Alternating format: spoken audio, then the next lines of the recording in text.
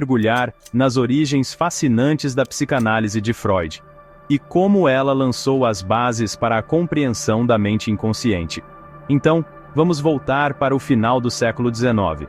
A psicanálise surgiu como um modelo revolucionário para compreender a mente humana, graças a Sigmund Freud, um neurologista austríaco nascido em 1856. A jornada de Freud começou com o estudo da histeria e da hipnose. Freud foi fortemente influenciado por Jean-Martin Charcot, um neurologista francês que usava a hipnose para tratar pacientes histéricas. Mais tarde, Freud se juntou a Joseph Breuer e, em 1895, eles publicaram Estudos sobre a Histeria. Ao analisar casos clínicos, eles perceberam que os sintomas histéricos estavam ligados a experiências traumáticas reprimidas. Breuer e Freud notaram que quando os pacientes reviviam essas memórias traumáticas sob hipnose, seus sintomas desapareciam temporariamente.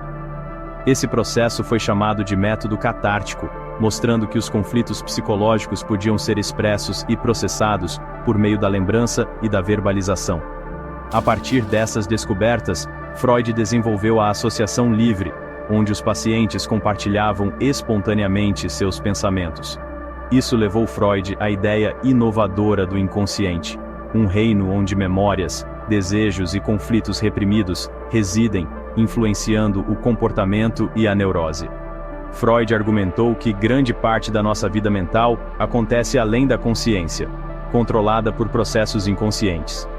Isso foi uma virada de jogo na compreensão da mente humana e se tornou a pedra angular da psicanálise. À medida que as teorias de Freud evoluíram, ele propôs um modelo para explicar as funções mentais. Inicialmente, ele descreveu os sistemas consciente, pré-consciente e inconsciente. Mais tarde, ele refinou isso no modelo estrutural da psique, consistindo em 3 partes. Primeiro, o id, fonte de impulsos e desejos inconscientes, movido pelo princípio do prazer.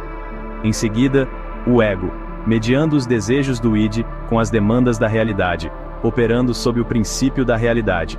Por último, o superego, incorporando normas, regras e valores internalizados, agindo como um juiz moral.